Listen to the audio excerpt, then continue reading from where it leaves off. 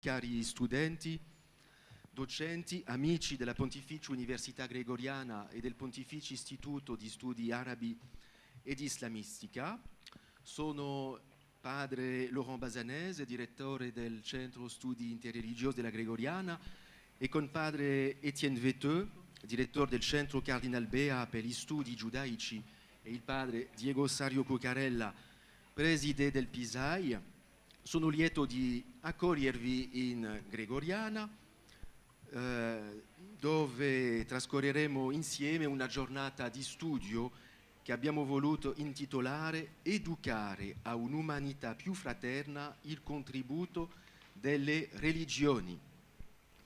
Questa giornata vuole essere un contributo alla preparazione dell'evento mondiale Global Compact on Education, promosso da Papa Francesco, che si terrà il prossimo 14 maggio in Vaticano. Quel giorno, in effetti, i rappresentanti delle principali religioni, gli esponenti di organismi internazionali, i membri del mondo accademico, economico, politico e culturale risponderanno all'appello del Santo Padre di ricostruire il patto educativo globale.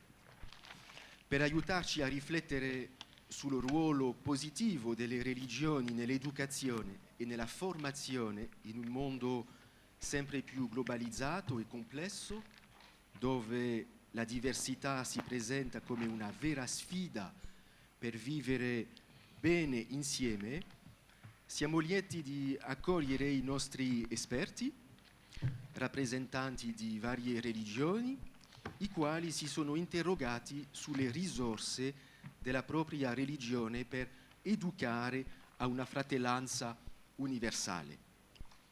Possiamo certamente ricordare in sottofondo il documento sulla fratellanza per la pace mondiale e la convivenza comune del 4 febbraio 2019, un po' più di un anno fa, firmato da Papa Francesco e dall'imam di Al-Azhar Ahmed Tayyib, che invitava tutti, questo documento, alla riconciliazione e alla fratellanza. La dichiarazione congiunta si presenta in effetti come una esortazione solenne a cambiare paradigma e cerca di abbassare lo stress, onnipresente nel mondo di oggi, stress provocato dalle ideologie della conquista, della guerra, anche solamente della guerra delle idee, dal desiderio di aver ragione, cioè dalla sete di potere.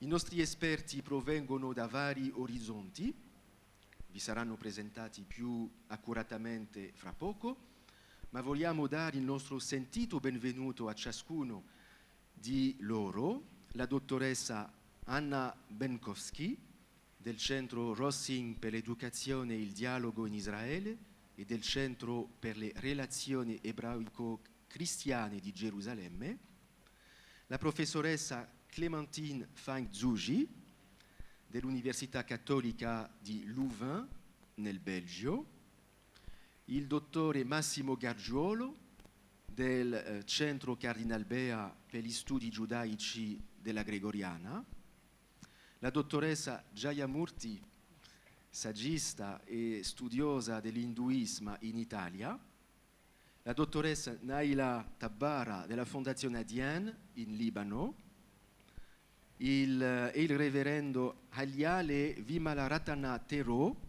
della Fondazione Internazionale Buddista in Svizzera. Purtroppo ci mancherà una settima voce.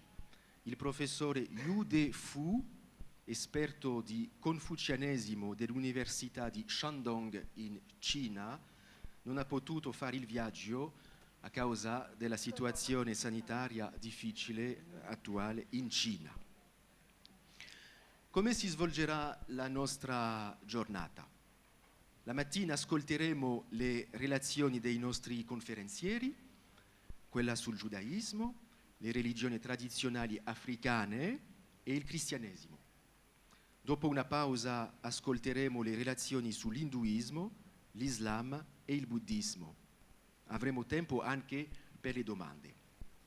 La sera ci ritroveremo nell'aula magna della Gregoriana per una tavola rotonda aperta al pubblico alle 17 e invito gli studenti o docenti che non hanno fatto la registrazione online per il pomeriggio a presentarsi prima delle 17 per poter accedere al dibattito.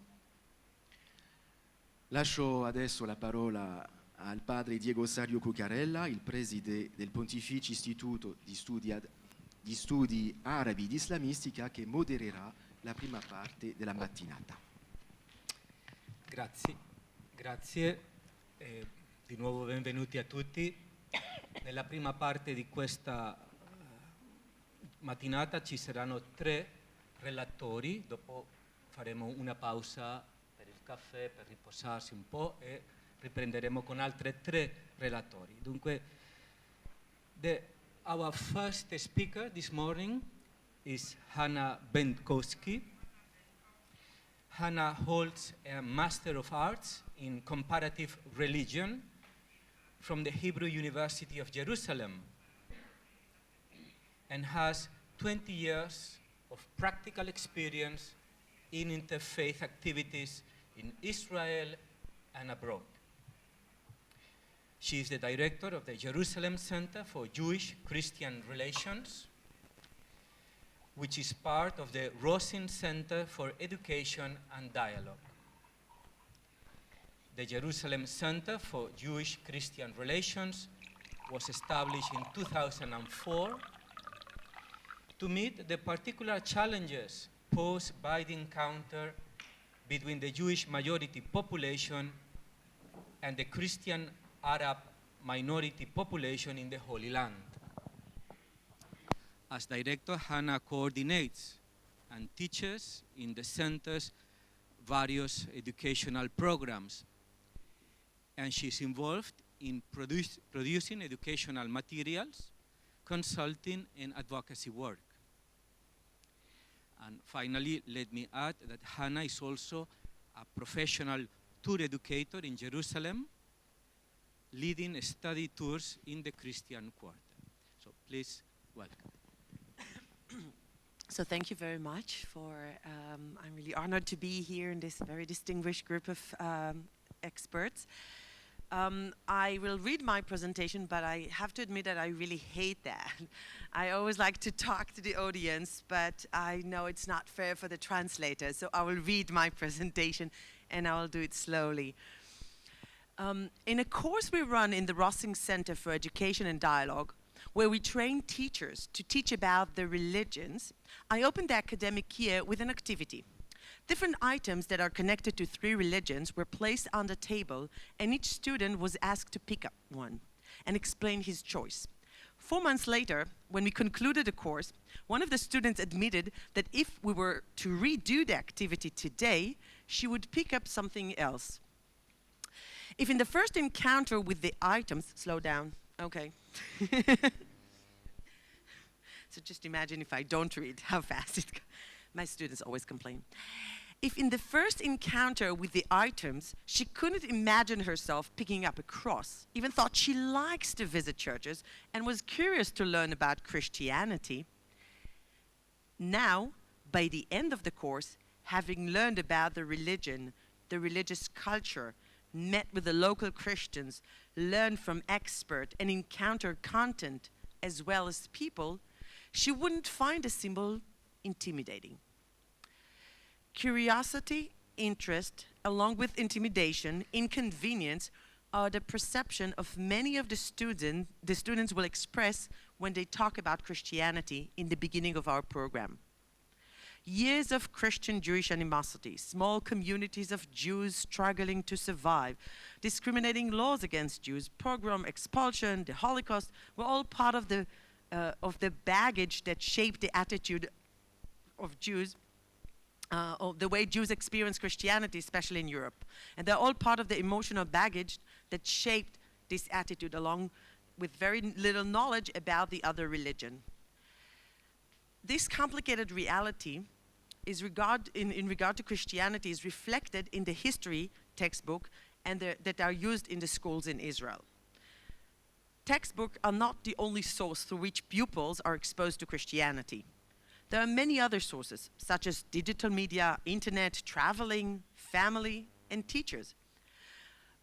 But for many students, it is still a very important source of information, the textbook. Unlike Islam, to which young people are more exposed as part of the discourse about Israeli-Palestinian conflict, where their religion is an important aspect of the political agenda, Israelis know very little about Christianity. And the official textbooks help to fill the vacuum, and are a very significant source of learning and a source of information. In his book, Official Knowledge, Democratic Education in a Conservative Age, Michael Apple says that textbooks are first and foremost intended to impart information that the society sees as necessary for the future generation. Textbooks in history and social science include not only facts selected by the author, a choice that it is in itself a form of interpretation, but also a subjective interpretation of processes and historical events. Moreover, textbooks are used to install certain values and legitimize the existing political and social order in a specific time and context. It seems that history textbooks tend to get high epistemological authority, and what is written in the books is widely considered to be an objective and official historical truth and not just an interpretation.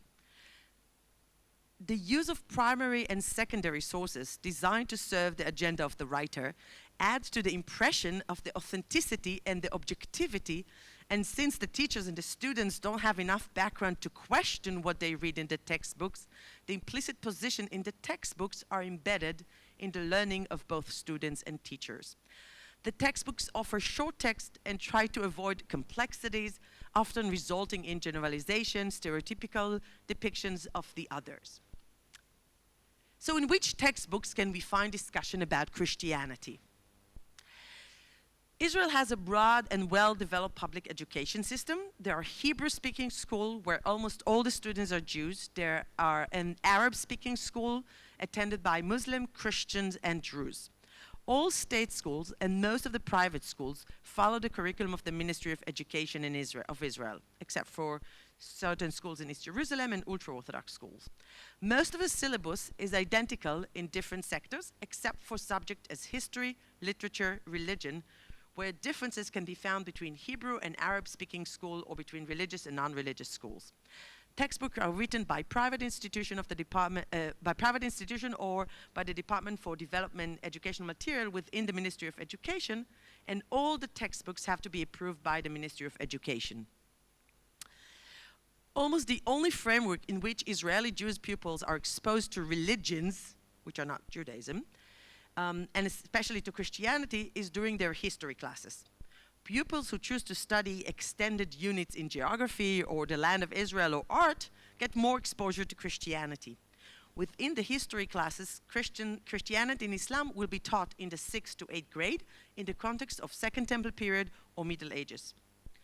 Over the years, scholars have researched the changes of the state of mind in the history teaching in Jewish schools. In the 1950s, history studies were recruited for shaping the values of the young state of Israel, with emphasis on education for the love of the homeland, loyalty to the state, and appreciation to its achievements. Christianity almost had no place in such historical discourse. In the 1970s, the importance of understanding Israel's place in the region, in the world community of people, increased in values such as fostering mutual understanding, tolerance to the other, appearing in the program goals in history. In the 1990s, the Ministry of Education differentiated the syllabus, and especially the textbooks and subject, between religious Jewish Hebrew schools and non-religious schools, and offered a program with more emphasis on Jewish history in religious language than the non-religious schools. However, the programs were characterized by more academic and less ethnocentric approach, and that allowed more place to talk about other religions as well as Christianity. In the 2000, the new program, greater emphasis was placed on religious content in relation to other religions, including theological aspects. It was understood that learning about religion in historical context make it less intimidating and takes it out of a concrete political and theological context. It seemed more of an academic discussion than a polemic discussion about the truth. But since it's impossible only to talk about history, mainly political and social, without knowing anything about the background of the religion, scripture, faith, practices, values, rituals, there is a need to present there's a need to present that as well. It is necessary to present the religious values, rituals, hierarchy, faith as an introduction to the historical development, even if these aspects themselves would be presented as ahistoric, with no explanation about the process in which they developed. In the books from 2003 onward, long chapters in the history textbooks of the Second Temple period for Christianity or Middle Ages for Islam are dedicated to presenting the other religion. So pupils learn in a very concise, implicit way about the creed, Sunday, Easter, baptism, and the Pope. Following the changes of the curriculum after the 1990s, Christianity appears in the context of the Second Temple, groups and sects in Jerusalem, and in the Middle Ages, the religion that formed the culture and was the center of the historical development of Europe. Political and military history were replaced with more emphasis on social, cultural, and religious history. However, in the background, the challenges remain. How to deal with Jewish-Christian relations in history classes, how to explain the young pupils the success of Christianity versus the weak minority that Jewish communities have become in the Middle Ages. What is the meaning of the state of Israel and the success of the Jews in the contemporary context? How should young Israeli Jews relate to Christians today, to Christianity today, to the Christian they meet in Israel? What is the place of history in their life? Now, a bit of analyze of several examples of how Christianity is presented in the textbook. The life of Jesus and the narrative of the Gospels are presented in a way that emphasize the Jewish origin of the group and their message, and the Jewishness of Jesus and his followers, along with clarification that most of the Jews did not follow him and stayed loyal to Judaism. Jesus is portrayed as halachic Jew, religious Jew, observant Jew, who studied the Torah, who was born Jewish, lived as a Jew, and died as a Jew. It was his disciple who made up the stories about him in a textbook from the 1960s, or Paul, while he himself did not intend to start a new religion in the textbook from 2012. The book may not present anything that is not unacceptable by historians, but the choice of emphasis, the reference to specific information, and the way in which the information is presented shape the attitude on Christianity. For example, sentences such as, "The information we have about Jesus' life is little and not always reliable. His life story is recounted in the New Testament written by his disciple 7 generations after his death." Or, "At the end of the Second Temple period, people were wandering around the country promising redemption to the masses of people. Because redemption did not come, afterward, these preachers were called false messiahs. One of these preachers was John the Baptist." Now, the juxtaposition of the sentences create an expected associative context, reinforce a problematic attitude toward Christian faith, and present Christianity as not reliable. The textbooks explain that the Jews did not stray from the way, therefore the apostles turned to the Gentiles, pagan, and idolaters. The association of the definition of idolater is very negative, including spiritual and mental inferiority. The text describes how easy the pagan were to be converted and how missionaries used their pagan habits and culture and Christianize it to facilitate the shift to the new religion. They're mentioning in the book the instruction given by Pope Gregory the Great to missionaries in England and how to turn temples into churches and pagan feasts into saint days. In order to simplify the shift to the new religion, all textbooks mention the decision of the apostles to give up the observance of the Jewish law. From a Jewish point of view, it emptied the religion of its substance and present disloyalty to the Torah and its laws. Since the Torah is a part of the Christian scripture, as the pupil learn, it creates a paradox. Either you accept the Torah and it comes with all the laws, and if you accept it but you don't follow the law, you're lazy. So here's one example. The new religion opens its door to every person. The possibility given to idolaters to be Christians without any effort and without commitment actually broke the new religion from Judaism and made it a religion that the masses joined. Again, a historian would not say it's not accepted, but the way it's presented. In the context of the story of the crucifixion, it is important to the writers to emphasize that the Jews' loyalty to their faith was the cause for the animosity between Christian and Jews throughout the history. The book for religious schools dedicates 2 pages to theological aspects of the dispute, including the Augustinian doctrine of the Jewish witness, with reference to the city of God, and discuss the images of synagogue and ecclesia that appears on some Gothic churches. In a footnote, it mentioned the changes in the attitude toward the Jews that the church decided upon in 1965, meaning Nostra Aetate, without mentioning the name. It is hard to find any mention of Eastern churches and their history. One sentence in one of the books says that as a result of the split between the East and the West after the fall of Rome, the Eastern churches completely disengaged from the Western churches, and the church in the East was led by the Patriarch of Constantinople, while ignoring the rest of the patriarchs, and the head of the church in the West was the Pope. It's also mentioned that the Eastern Orthodox churches has spread to Eastern Europe and Russia. There's no mention of the Orthodox Church in the Holy Land, the Oriental churches, Coptic, Armenian, Syriac, or any local Christians who lived and still live in the Holy Land until today. In other book, the Catholic Church is presented as the sole church and the Pope as the one who presides over all Christians. You know that it's not the case.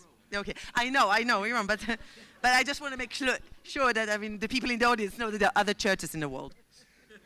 It always surprises my students.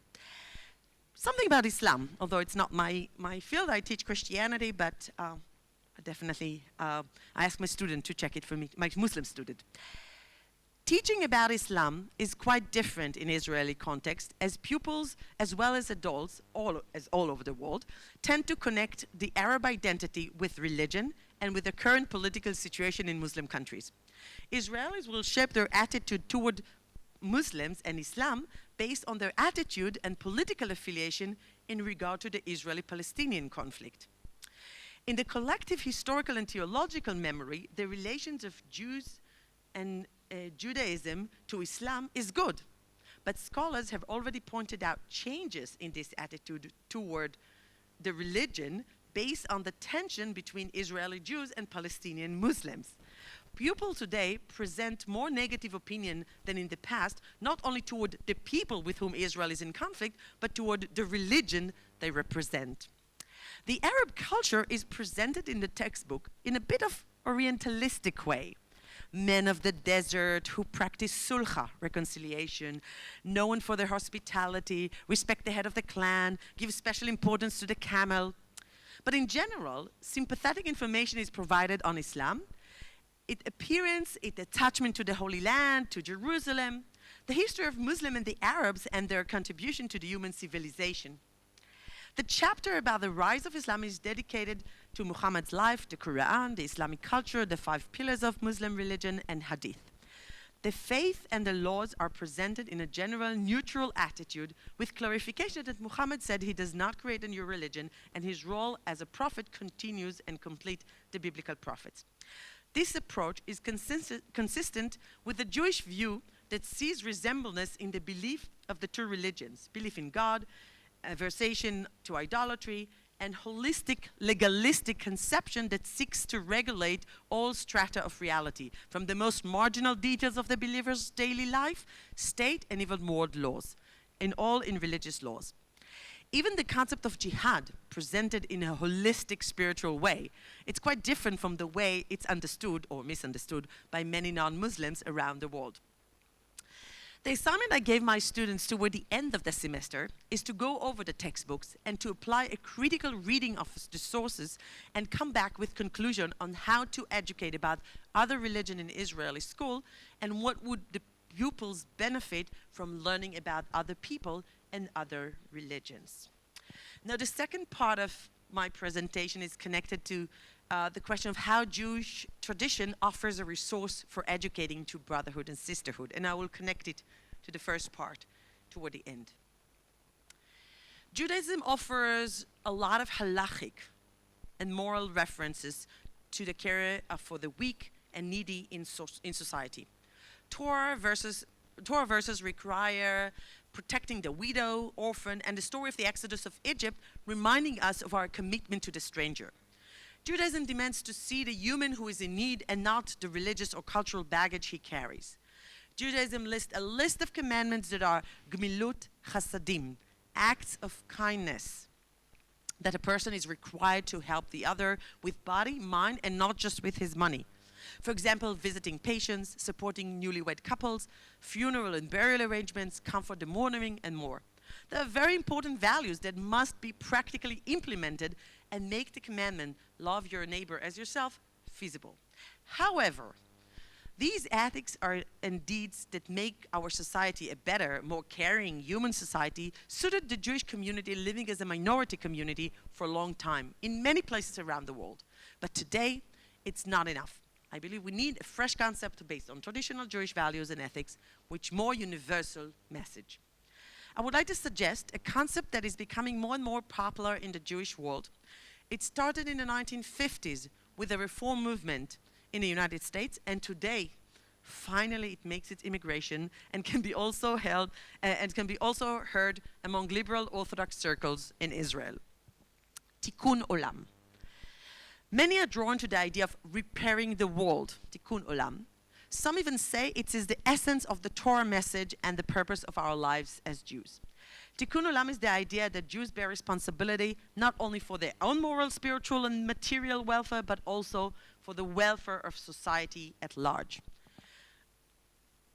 The earliest use of the term Tikkun Olam comes in the phrase Mipnei Tikkun Olam, for the sake of repairing of the world, which appeared in the Mishnah, an early text from the 2nd century, with the meaning of amending the law in order to keep society well functioning.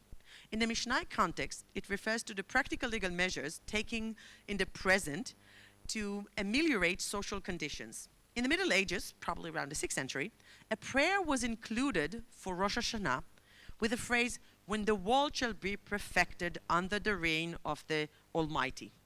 Letaken olam b'malchut Shaddai. The phrase can be interpreted as eschatological hope in the future to repair the world.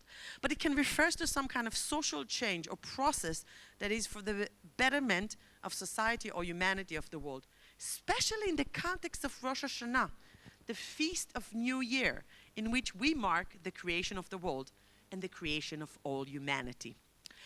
Throughout the years, the diasporic history of Jewish people, and until the days of modern times, Judaism, not by its fault, unwillingly and certainly not in its favor, had become besieged with the boundaries of the halakha, the Jewish law, Judaism without freedom, Judaism without independence, Judaism without sovereignty, Judaism without environmental vision, Judaism that tried to survive to preserve its form in its very intimate way, like some desert plant that needs all the water to survive the next day.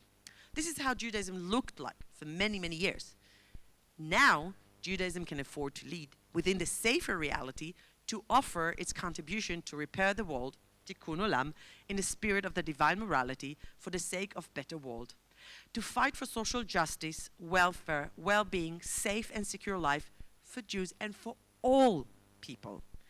Concerning the repair of the world that aims for universal message does not eliminate religious, national, cultural, or social identities. On the contrary, it respects diversity, values it, and within the diversity, cares for everyone. What should drive a person to act for Tikkun Olam is a desire to be in a constant process of repairing in order to improve, which comes with compassion, love, sympathy, and caring feeling. This process allows discourse, dialogue, which requires listening, patience, and demands attitude of humbleness and modesty from all participants. With these values of Tikkun Olam, human fraternity will grow, and the feeling of brotherhood and sisterhood of people from different backgrounds will be strengthened. In order to develop and the urge to be involved in Tikkun Olam, in repairing the world, education is needed. By learning about the other, his values, his challenges, the essence of his culture and religion, try not to be judgmental. You create a feeling of brotherhood and sisterhood and sympathy to the other, and include him in one's ambition to make this world a better place to live to all of us. Thank you.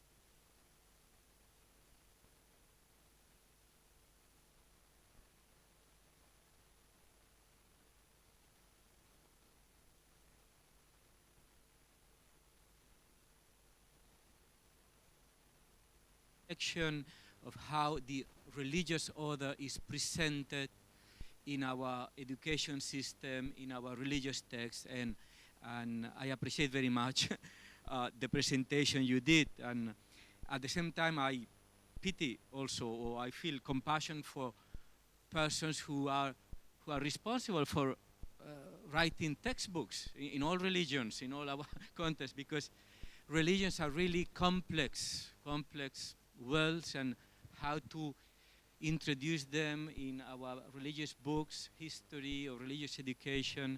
Yet you gave some very good examples of maybe not the best practices, but rather, practices that would need to be revised. I also appreciated that you gave a very good contribution, or a nice, I think, response to the second aspect of what we asked to all of you, which is, what are the resources from within your own religious tradition that can be put to use in educating our next generations into a more fraternal, universal understanding of humanity? And this concept, which I didn't know because Judaism is not my field of expertise, repairing the world. I think it is right in what we need. So now we have very few minutes left, maybe for a couple of questions from anyone present. The question can be made in English or in Italian. So please use your, and so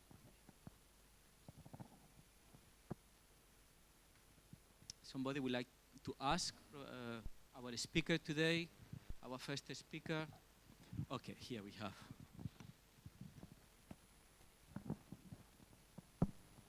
Hello, Hannah. Good to see you again after a long time. You mentioned some of those changes, and you mentioned that more or less in all schools there have been some of those changes. I wonder, what do you see as areas where one could start further improvement? Thank you. I think there's already a great improvement because there is interest, and some material appears in the textbook. But I think there is a need to change the attitude. I think here I'm talking as an Israeli Jew, and I think the perspective of Jews in other places might be different. For many Israeli Jews, we're still in a dispute with Christians about the truth. And it feels like we're still in a polemic dispute with Christians. And the book reflects that. The textbook reflects this polemic situation. And I think we're not there. We don't have to prove anyone that we're fine with our religious identity and with religion. So I think it's not the content as the attitude. And with the change of the attitude, that we don't have to be defensive for our faith, as we had to for many, many years in the diaspora. We shouldn't be in a defensive position about our faith. And if they would change the set of mind and would talk about Christianity not in a defensive way that we have to defend ourselves while talking about Christianity, the way things will be presented would be totally different. I mean, again, the information is okay. You just have to organize it in a different way and to phrase the sentences, to choose different words to phrase it. It's true that everything we know about Jesus is from the gospel, but the way you write it. And it's all connected to the polemics attitude that most of Israeli Jews still have. Thank you. Still un'altra questione, c'è ancora un po' di tempo per una seconda questione.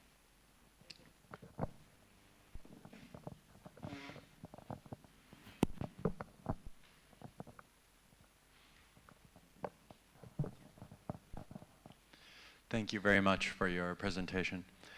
In my country, the United States, there has been a lot of debate about Catholic school textbooks and how they present Islam, how they present Judaism, and specifically the question of, should we involve Muslims in the writing of our Catholic textbooks on Islam? Should we involve Jews in the writing of our Catholic textbooks on Judaism? Can you please expand a bit on the revision of instructional materials in Israel and how one chooses to involve or chooses not to involve members of the other religious community in that revision? So other religions are usually taught in the context of history classes, not religious studies. We don't have religious studies. Each school system, Hebrew or Arab schools, curriculum teach about their own religion. But then we don't have classes where you learn about other religions. So it would always be in the context, in the history classes, in the context of historical studies. And I think it puts, as I said, it's put it in academic context, and it's easier to do with other religions. So it's not about, we're not talking about faith now, but we're talking about history. History that's relevant to present, and I wish every history teacher would know how to make the different period of the history relevant to our life. But one of the places where they do learn about other religions in context of religious studies is when they study the Kuzari. I don't know if you know, the Kuzari is a book that was written in the Middle Ages. It's a polemic book written by a Jew about a person who went to check the different religions and ended up in Judaism. Surprise, surprise, but it's a Jewish polemic book. But on the way, he goes through a journey through different religions. And for many students, that's the place where they are exposed to the other religions. And the teacher who usually teaches Jewish philosophy finds himself need to teach Christian and Muslim philosophy, and theology in the context of that textbook. So it's very confusing, and I think many of the teachers who teach Jewish philosophy in schools find it challenging to talk about the other religions in that context. So I think most of them kind of simplify it and move on to the area where they feel their strength and kind of skip deep discussion about the theology of the other religions. The rest is always in the context of history, and as I said, it's less intimidating. It's not included in our tradition, but included in the world's history. It's always in the context of world history. Thank you very much for the questions and for the answers. Passiamo adesso alla seconda relatrice per questa mattina. La presenterò perché lei parlerà in francese e la presenterò anche in francese.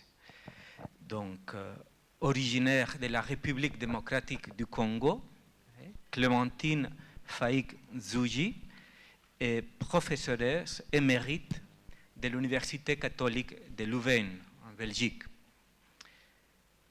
Philologue, ethnolinguiste, symbologiste, et spécialiste des arts sacrés de l'Afrique noire. Elle a obtenu son doctorat d'État en 1983 à l'Université de Paris 3, la Sorbonne Nouvelle. Elle possède une expérience de nombreuses années d'animation de séminaires sur l'inculturation et l'interculturalité dans plusieurs institutions religieuses en Afrique et en Europe. Elle est auteure de plusieurs publications relatives à l'Afrique noire dans les domaines de culture fondamentale, la symbologie, les arts sacrés, les spiritualités. publication faisant autorité dans les institutions universitaires au niveau international.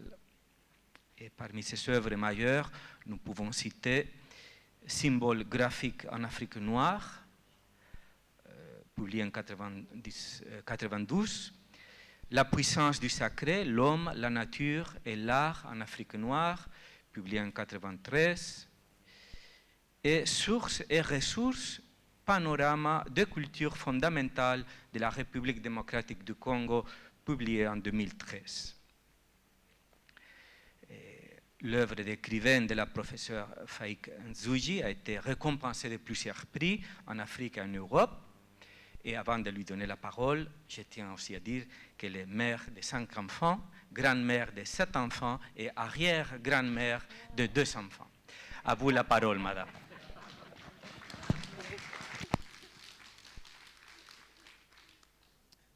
Voilà, merci pour la présentation, Diego.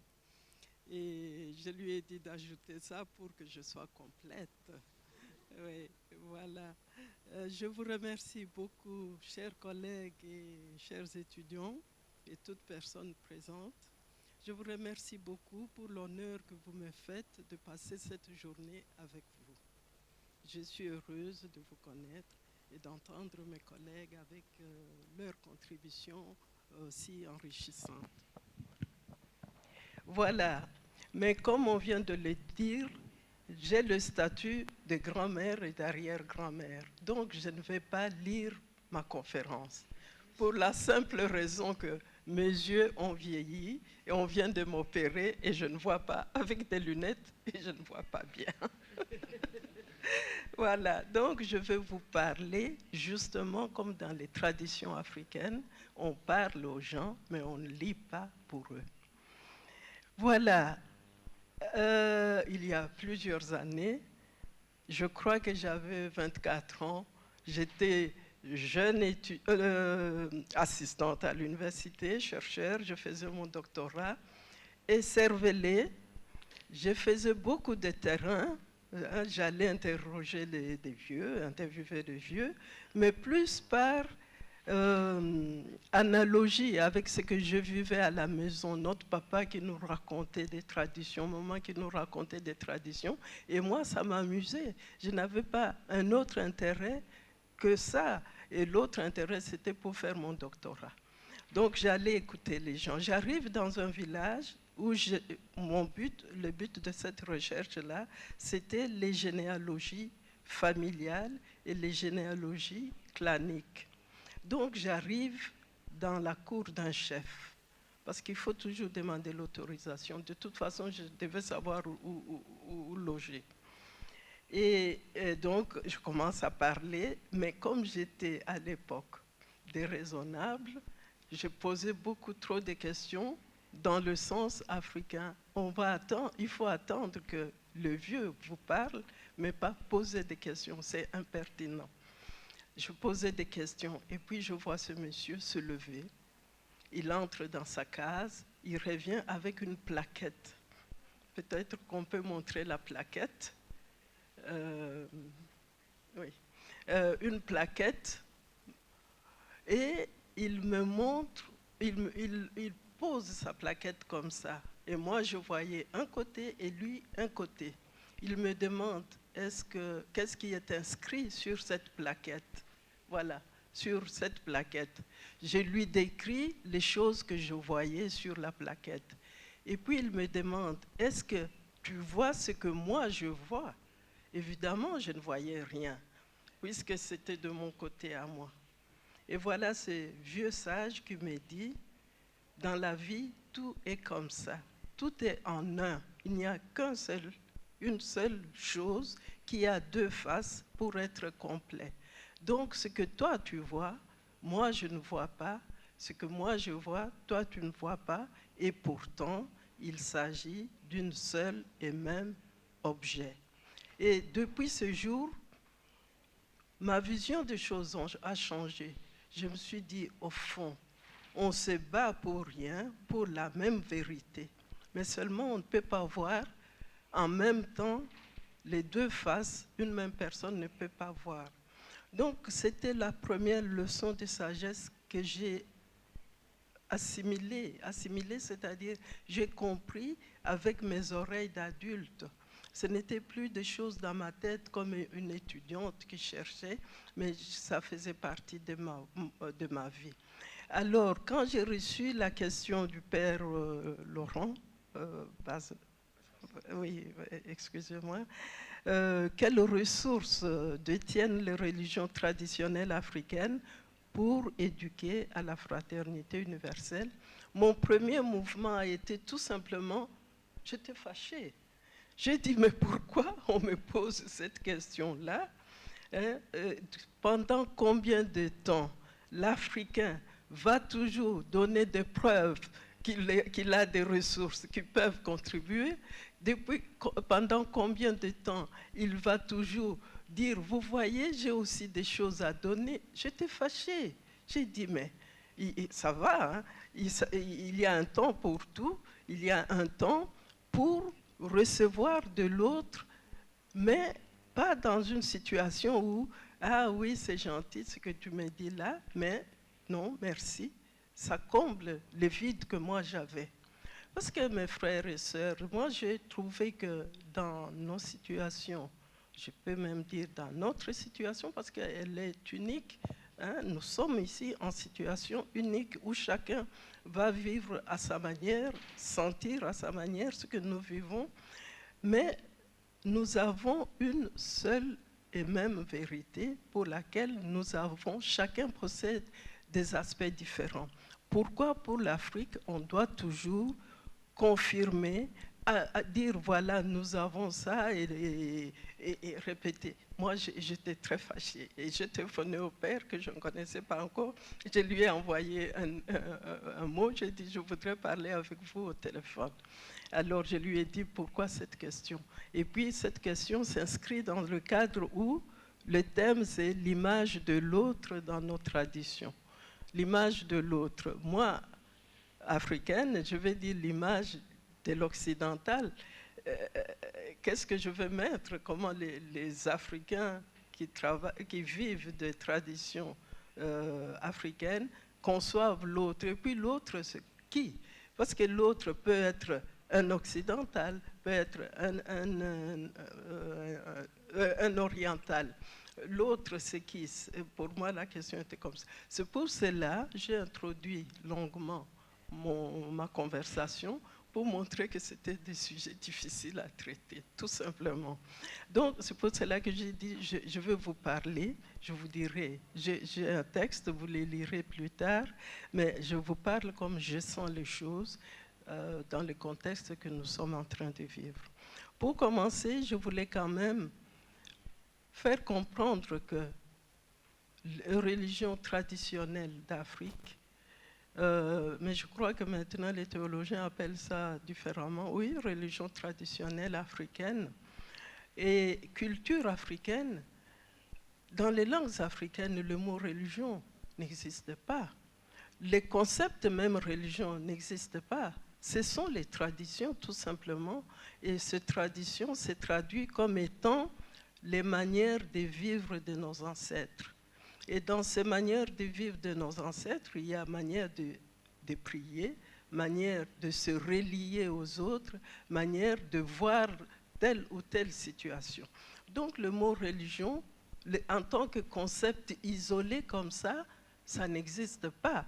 Mais moi, en tant que philologue, j'ai cherché dans les langues africaines, mais il y en a 2500, je me suis arrêtée à 60, des mots qui signifie à peu près la même chose. L'idée de relier. J'ai trouvé un mot qui était dans presque 600 langues qui signifie relier. Mais ce mot s'est rattaché au symbole. Le symbole, c'est ce qui nous relie à autre chose, mais pas à ce que nous pouvons comparer au concept religion. Alors, c'est en ces termes, quand je dis tradition, quand je dis culture africaine, c'est ce qui est considéré comme concept ici. Je voudrais vous dire en 2 mots, tout simplement, comment ce concept que nous disons religion et comment les Africains vivent cette réalité qu'ils disent être leur manière de se relier.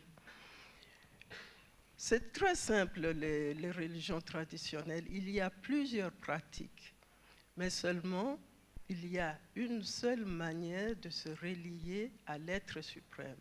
Il y a l'être suprême, il y a les ancêtres et les esprits, et il y a des personnes qui sont des médiateurs du sacré, qui ont cette caractéristique d'être des intermédiaires entre des entités supérieures et nous autres les humains, qui n'avons pas accès directement à l'être suprême.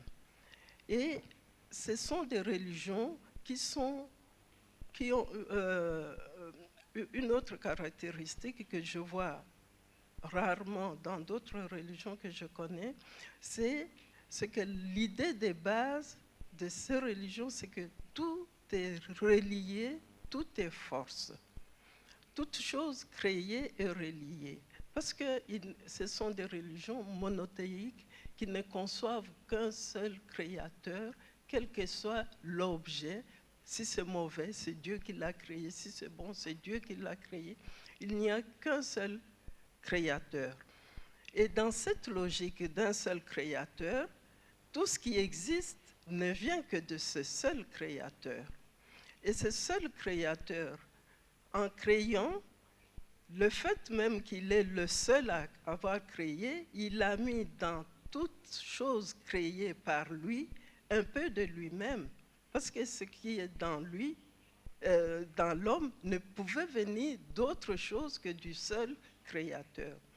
Donc les choses créées, les créatures, que ce soit les humains, les animaux, les minéraux, tout ce qui est créé venant de Dieu, tout ce qui est créé a une part divine en lui, dans toute créature.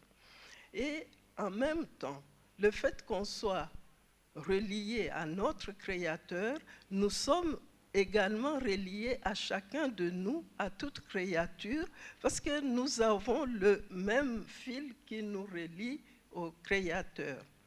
Donc tout est relié et en même temps tout est force parce qu'il y a ce mouvement entre les êtres, entre les créatures. C'est le fondement même des religions traditionnelles africaines. Un seul Dieu, des intermédiaires et l'idée que tout est relié. Alors, oui, ce n'était pas possible de montrer l'image de Kalunga. Le symbole. Non, oui, cette image-là représente les rares statuettes qui représentent les concepts de Dieu, parce qu'il ne peut pas être figuré. Donc, vous voyez, on voit bien qu'il voit tout ce qui est du passé, et ses pieds sont tournés vers l'avenir. Il voit tout ce qui est vers l'avenir. Il est à la fois homme et femme. Il possède des attributs masculins, mais il possède aussi des attributs féminins. Donc, il est la totalité. Rien ne peut exister en dehors de lui, et il n'y a pas de lieu d'où peuvent provenir autre chose qui existe. Alors, à côté de l'être suprême, il y a une conception de l'univers. L'univers expliqué comme tel, avec ce créateur unique, et dans l'univers, tout est force, parce que tout est relié et tout bouge. Et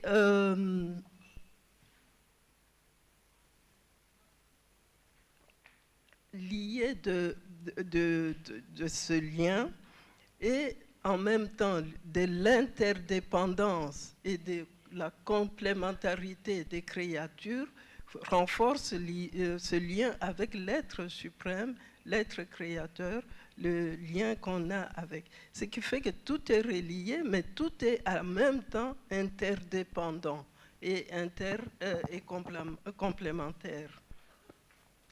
Alors,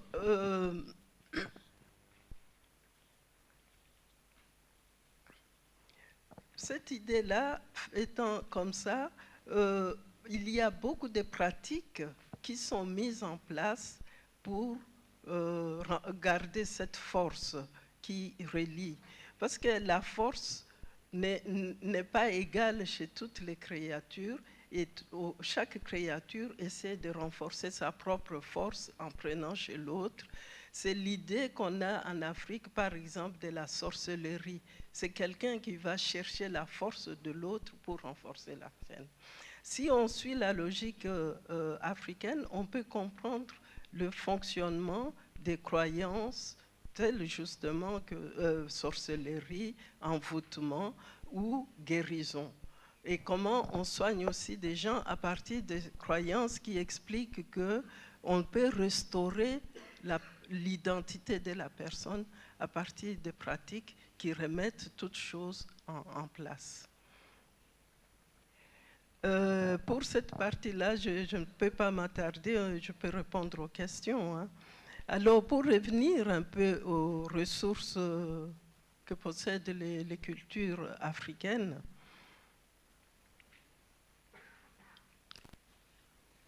je me disais,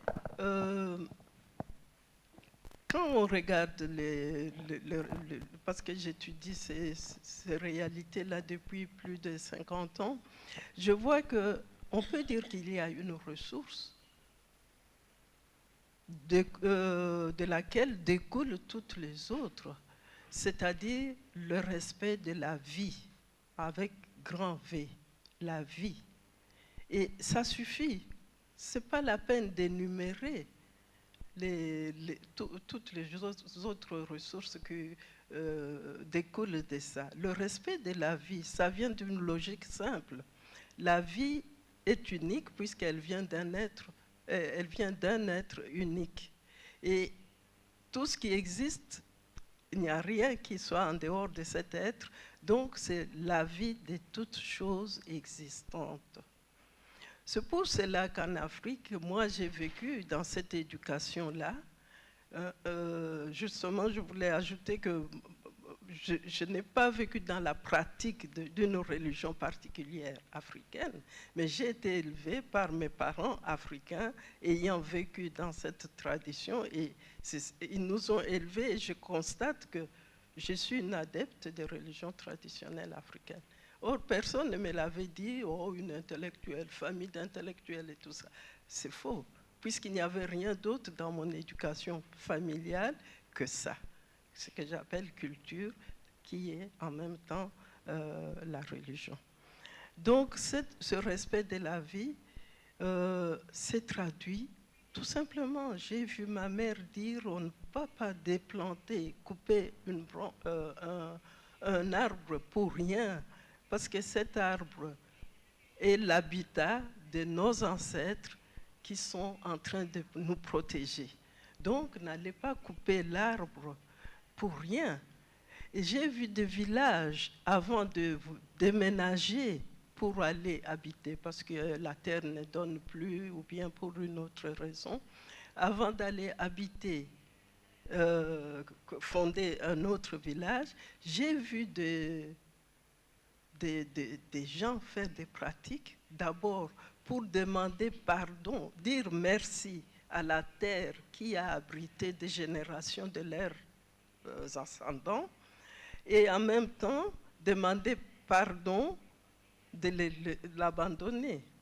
Et ils expliquaient, moi j'ai assisté à tout ça, mais pas comme anthropologue qui regarde, mais j'étais dedans.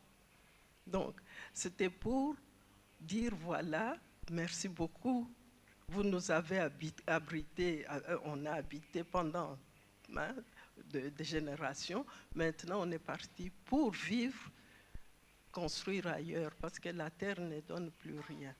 Et puis ce pardon entre dans cela, pourquoi on vous abandonne? Nous sommes en train d'abandonner en même temps nos ancêtres qui sont enterrés à ces endroits-là.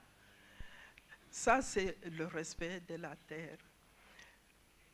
L'arbre, j'ai déjà dit, tout était respecté. Donc moi, j'ai vécu ça, ce n'est pas d'histoire que je suis allée étudier sur le terrain.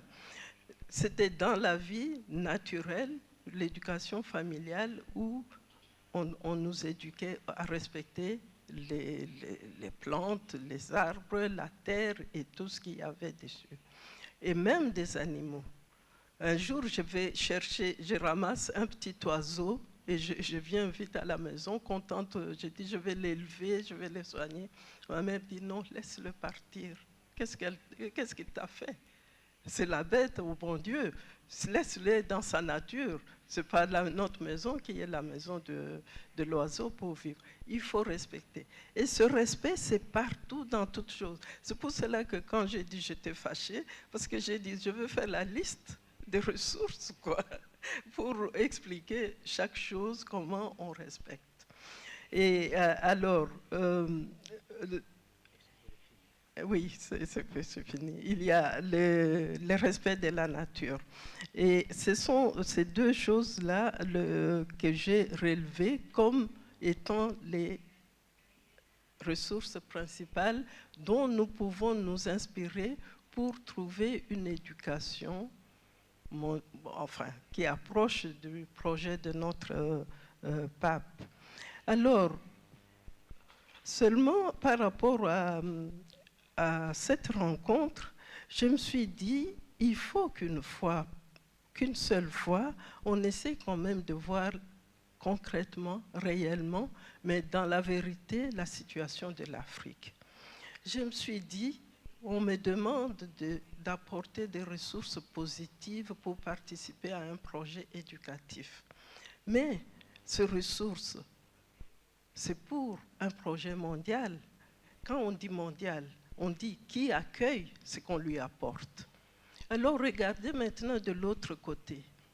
Que des Africains disent, voilà, dans nos cultures, dans nos religions, voilà ce que nous pouvons apporter.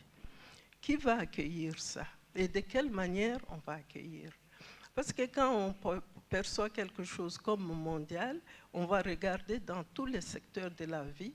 On ne va pas seulement regarder dans le secteur religieux. On va dire des Africains peuvent apporter une vision des choses, même cette vision du respect. C'est nouveau en Europe. On n'a pas, c'est quelque chose qu'on est en train d'introduire dans les écoles, l'environnement. Moi, je regarde, je dis, mais vous voulez rire ou quoi? C'est tout nouveau. Mais nous, on a grandi comme si c'était naturel. Mais si c'était venu de l'Afrique, imaginez, si des Africains avaient commencé à dire, voilà, vous êtes en train de gaspiller, d'abîmer la nature, dites, voilà ce que nous, on vous apporte. Qui allait accepter ça? Qui allait croire? Donc, il y a d'abord l'autre côté de ceux à qui on apporte. Excusez-moi, je ne savais pas que c'était. Désolée. Mais qui m'appelle en fait? Je ne sais même plus comment on était. Oh, Je sais pas comment. Oui, je pose quelques questions. Justement, je disais comment on peut amener ce pacte à engager en particulier les autorités politiques et la société civile, à la fois en Afrique et ici, d'accepter ce qui vient de l'Afrique sans vouloir dire que c'est africain. Parce que globalement, sans dire chaque chose séparément, je voudrais quand même vous dire, parce que nous sommes de l'autre côté, vous ne pouvez pas vous sentir ce qu'un Africain sent quand il vient avec quelque chose qui est tellement évident et qu'on dit, oh oui, on va voir. Jusqu'au jour où un occidental tombe sur la même chose, ça devient Eureka, voilà, je vous apporte une idée nouvelle, comme cette histoire de papillon, cette histoire de celui qui travaille la terre. Là. Bon, ça, c'est là pour moi, notre réunion doit arriver à trouver réponse. Comment on peut penser mettre ça dans les écoles, dans l'éducation, des choses qui viennent d'Afrique. Je pose comme question globale, si vous voulez lire mes questions séparément, ils sont dans mon texte. Je vous remercie de votre écoute et puis excusez-moi de votre...